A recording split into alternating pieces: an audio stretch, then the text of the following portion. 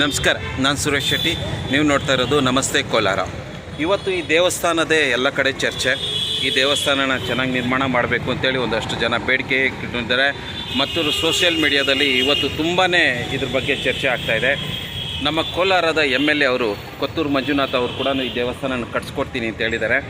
ಆಮೇಲೆ ಇದಕ್ಕೆ ನನಗೆ ತಿಳಿದು ಬಂದ ಮೂಲಗಳ ಪ್ರಕಾರ ಇದು ಒಂದು ಇಬ್ಬರಲ್ಲಿ ಇದಾಗಿದೆ. ಏನಾಗಿದೆ, ಒಬ್ಬರು ಇದಕ್ಕೆ ದೇವಸ್ಥಾನವನ್ನು ಕಟ್ಟಿ ಮತ್ತು ಅಂಗಡಿಗಳು ಕಟ್ಟಬೇಕು ಅಂತೇಳಿ, ಮತ್ತೊಬ್ಬರು ಏನು ಹೇಳ್ತಾ ಇದ್ದಾರೆ ದೇವಸ್ಥಾನಕ್ಕೆ ಕಟ್ಟಬೇಕು ಅಂತ ಹೇಳ್ಬಿಟ್ಟು.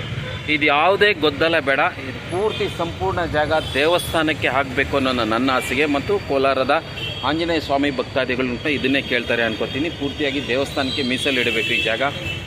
ಒಂದು ವೇಳೆ ಇದನ್ನು ಅಂಗಡಿಗಳಿಗೆ ಅಂತ ಮಾಡಿಕೊಟ್ರೆ, ಈ ಜಾಗದಲ್ಲಿ ಅಂಗಡಿಗಳು ಮಾಡಿಕೊಟ್ರೆ ಇಲ್ಲಿ ಸ್ವಚ್ಛತೆಯನ್ನು ಕಾಪಾಡ್ಕೊಳಕ್ಕಾಗೋದಿಲ್ಲ, ಗಬ್ಬೆ ಬಿಡಿಸ್ಬಿಡ್ತಾರೆ. ಆದ್ದರಿಂದ ಪೂರ್ತಿ ಈ ಸ್ಥಳದ ಜಾಗವನ್ನು ದೇವಸ್ಥಾನಕ್ಕಾಗಿ ಮೀಸಲಿಡಬೇಕು ಅಂತ ನನ್ನ ವಿನಂತಿ. ಸೊ ಇದನ್ನು ನಾನು ನಿಮಗೆ ತೋರಿಸ್ಬೇಕು, ಹೆಂಗಿದೆ ಈ ಜಾಗ, ಈ ಸ್ಥಳದ ಮಹಿಮೆ ಏನು, ಯಾರು ಇದನ್ನು ನಿರ್ಮಾಣ ಮಾಡಿದ್ದಾರೆ, ಇದರ ಪಕ್ಕ ಏನಿತ್ತು, ಇವತ್ತು ಇದು ಏನಿಗಿದೆ ಅಂತ ನಿಮಗೆ ಸಂಪೂರ್ಣವಾಗಿ ತೋರಿಸ್ಕೊಡ್ತೀನಿ. ಬನ್ನಿ ಹೋಗೋಣ. ಹಾಗಾಗಿ ನಾವು ಒಳಗಡೆ ಬರೋಕ್ಕೆ ಇದು ಗೇಟ್ ಈ ರೀತಿಯಾಗಿದೆ ಮತ್ತು ಇಲ್ಲೂ ಒಂದು ಗೇಟ್ ಇದೆ. ಅದ್ರ ಮುಂದುಗಡೆನೇ ಒಂದು ಧ್ವಜ ನಿಮಗೆ ಆರೋಕ್ಕೆ ಸಿಗ್ತಾಯಿದೆ. ಇದರ ಮುಂಭಾಗ ಹಿಂಗೆ ಕಾಣಿಸ್ತದೆ. ಇಲ್ಲೊಂದು ದೊಡ್ಡದಾದ ವಿಶಾಲವಾದ ಒಂದು ಮರ ಇದೆ. ಈ ಮರದ ಬುಡದಲ್ಲೇ ಒಂದು ತೊಟ್ಟಿಗಳಿದೆ. ತೊಟ್ಟಿಯಲ್ಲಿ ಮಳೆ ನೀರು ತುಂಬಿಕೊಂಡು ಗಲೀಜೆಲ್ಲಾಗಿದೆ ಈ ರೀತಿಯಾಗಿ ಕಾಣಿಸ್ತಾ ಇರುವಂಥ. ಆಮೇಲೆ ಇಲ್ಲಿ ನೀವು ನೋಡ್ತಾ ಇದ್ದೀರಾ ನವಗ್ರಹಗಳು, ಈ ರೀತಿಯಾಗಿ ಇಲ್ಲಿ ನವಗ್ರಹಗಳಿದಾವಲ್ಲ, ಇವು ಪತಿ ಮತ್ತು ಪತ್ನಿಯರಿಬ್ಬರು ಇರುವಂಥದ್ದು ನವಗ್ರಹಗಳಲ್ಲಿ. ಇಲ್ಲಿ ನೀವು ಚಿಹ್ನೆ ನೋಡ್ತಾ ಇದ್ದೀರಾ, ಇದು ಮೀನಿನ ಚಿಹ್ನೆ, ಇದು ಆನೆ, ಇದು ಕಳಶ, ಇದು ಬಿಲ್ಲು ಬಾಣ, ತುಂಬ ಚೆನ್ನಾಗಿ ಒಳ್ಳೆ ಅಲಂಕಾರ ಮಾಡಿದ್ದಾರೆ. ಮತ್ತು ನವಗ್ರಹಗಳು ನೋಡ್ತಾ ಇದ್ದಾರೆ, ದಂಪತಿ ಸಮೇತ ಇದ್ದಾರೆ. ನನ್ನ ಗಮನಕ್ಕೆ ನಾನು ಮೊದಲನೇ ಬಾರಿಗೆ ದಂಪತಿ ಸಮೇತನ ನೋಡ್ತಾ ಇರೋಂಥ ಒಂದು ನವಗ್ರಹ. ಇದಕ್ಕೆ ಮುಂಚೆ ನಾನು ದಂಪತಿಗಳ ಇರುವಂಥ ನವಗ್ರಹ ನೋಡಿದ್ದೀನೋ ಇಲ್ಲೋ ನನಗೆ ನೆನಪಿಲ್ಲ. ಆದರೆ ಇಲ್ಲಿ ಸ್ಪಷ್ಟವಾಗಿ ಕಾಣಿಸ್ತಾ ಇದೆ, ದಂಪತಿಗಳಿಬ್ಬರು ಇಲ್ಲಿ ನವಗ್ರಹನ ಸ್ಥಾಪನೆ ಮಾಡಿರುವಂಥ ಇಬ್ಬರೂ ಗಂಡ ಹೆಂಡತಿಯರಿಬ್ಬರು ಸ್ಥಾಪನೆ ಆಗಿರೋಂಥ ಒಂದು ಅದ್ಭುತವಾದ ಈ ಸ್ಥಳ. ನಾನು ನೋಡಿಲ್ಲ, ಎಲ್ಲ ಕಡೆ ಇರ್ಬೋದೇನೋ, ಆದರೂ ನನ್ನ ಗಮನಕ್ಕೆ ಈ ದೇವಸ್ಥಾನದಲ್ಲೇ ಬಂದಿರೋದು. ಆಮೇಲೆ ಇನ್ನೊಂದು ಏನು ವಿಶೇಷ ಅಂದರೆ, ನಮ್ಮ ಪೂರ್ವಜರಿಗೆ ಆ ಕಾಲದಲ್ಲಿ ಹೇಗೆ ಗೊತ್ತಿತ್ತು, ಒಂದು ಸೌರಮಂಡಲ ಇದೆ, ಸೂರ್ಯನೇ ಅಧಿಪತಿ ಅಂತೇಳಿ ನಮ್ಮ ಹಿರಿಯರಿಗೆ ಹೇಗೆ ಗೊತ್ತಿತ್ತೋ ಅದು ನನಗಂತೂ ಗೊತ್ತಿಲ್ಲ. ವಿಸ್ಮಯ ಇದು. ಆ ಹಿರಿಯರಿಗೆ ಈ ಸೌರಮಂಡಲ 8 ಗ್ರಹಗಳಿದ್ದಾವೆ, ಆ 8 ಗ್ರಹಗಳಿಗೆ ಅಧಿಪತಿ ಸೂರ್ಯನು ಅನ್ನೋದು ಅದು ಹೇಗೆ ಗೊತ್ತಾಯಿತೋ ಅವರ ತಪಸ್ಸಿನ ಬಲದಿಂದ ಇದು ತಿಳ್ಕೊಂಡಿದ್ದಾರೆ. ಅವರಿಗೆ ನಮನ ತಿಳಿಸ್ಬೇಕು. ನಮ್ಮ ಹಿರಿಯರು ಹೇಗೆ ಇದನ್ನೆಲ್ಲ ತಿಳ್ಕೊಂಡು ನಮ್ಮ ಮುಂದೆ ತಂದಿಕ್ಕಿದ್ದಾರೆ ಅನ್ನೋದೇ ಒಂದು ಅದ್ಭುತ. ಇದು ನವಗ್ರಹಗಳದ್ದಾಯ್ತಾ. ಇದು ಸುಮಾರು ಒಂದು 7-8 ಸಾವಿರ ವರ್ಷಗಳ ಹಳೆಯ ದೇವಸ್ಥಾನ ಇರ್ಬೋದಂತ ನನಗೆ ಮೂಲಗಳಿಂದ ತಿಳಿದು ಬಂದಿದೆ. ಅದು ಹೆಂಗೆ ಒಂದು 7-8 ಸಾವಿರ ವರ್ಷಗಳ ಹಳೆಯದು ಅಂತ ನಾನು ನಿಮಗೆ ಹೇಳ್ತೀನಿ, ಅದರ ಪ್ರಮಾಣ ನಿಮ್ಗೆ ಗೊತ್ತಾಗುತ್ತೆ ಅವಾಗ. ಇಲ್ಲಿ ನೀವು ಬಂದರೆ ನರ್ತಕಿಯರು ಇಲ್ಲಿ ಈ ರೀತಿಯಾಗಿ ಗಣೇಶನು ಇರುವಂಥ ಒಂದು ಇದು, ಮತ್ತು ಈ ಕಲ್ಲುಗಳೆಲ್ಲನೂ ಮುರಿದೋಗಿ ಈ ರೀತಿಯಾಗಿ ಶಿಥಿಲವಾಗಿದ್ದಾವೆ. ಆಮೇಲೆ ನಾಗದೇವತೆಗಳು. ನಿಮಗೇನು ಒಂದು 7-8 ಸಾವಿರ ವರ್ಷಗಳಿಂದ ಒಂದು ಇತಿಹಾಸ ಇರ್ಬೋದು ಅಂತ ಹೇಳಿದ್ನಲ್ಲ, ಅದು ನಿಮ್ಗೆ ಹೇಳ್ತೀನಿ ಕೇಳಿ. ಅಲ್ಲಿ ನೋಡ್ತಾ ಇದ್ರಲ್ಲ ಬ್ಲೂ ಕಲರ್ ಸೀಟ್ ಇರುವಂಥದ್ದು, ಆ ಹೆಣ್ಮಕ್ಳೆಲ್ಲ ಹೋಗ್ತಾ ಇದ್ರಲ್ಲ, ಆ ಜಾಗದಲ್ಲಿ ಒಂದು ಕುಂಟೆ ಇತ್ತು. ನೀವೆಲ್ಲ ನೋಡ್ತೀರಿ, ಯಾರ್ಯಾರು ಕೋಲಾರಕ್ಕೆ ಬಂದಿರ್ತೀರೋ, ಕೋಲಾರದ ನಿವಾಸಿಗಳು ಯಾರು ಇದ್ದೀರೋ ನಿಮ್ಗೆ ಅದ್ರ ಬಗ್ಗೆ ಎಲ್ಲ ಗೊತ್ತೇ ಇರುತ್ತೆ. ಇಲ್ಲಿ ಮೊದಲಿಗೆ ಒಂದು ಕುಂಟೆ ಇತ್ತು.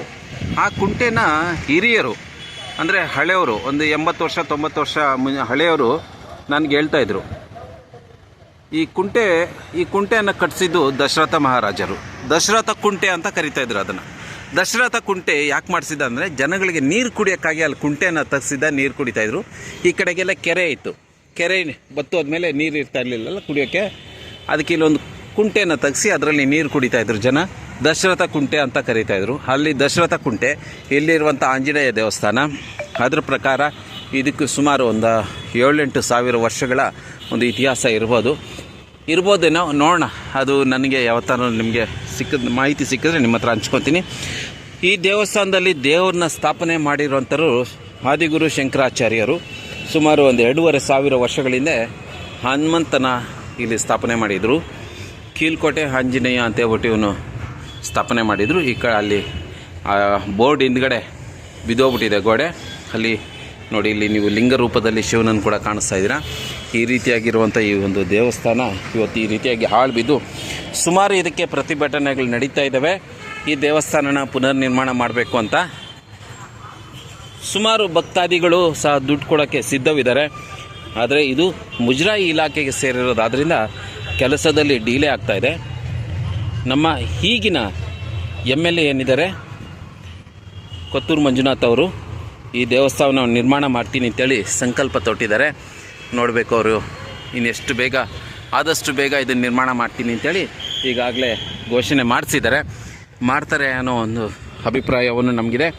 ಹನುಮಂತನು ಹೀಗೆ ಕೈಕಾಲು ಮುರ್ಕೊಂಡು ಸೈಡಿಗೆ ಕೂತ್ಕೊಂಡಿದ್ದಾನೆ. ಅಂದರೆ ಹನುಮಂತನಲ್ಲ, ಈ ವಿಗ್ರಹಕ್ಕೆ ಈ ರೀತಿಯಾಗಿ ಸ್ಥಿತಿ ಬಂದಿದೆ ಅಷ್ಟೇ.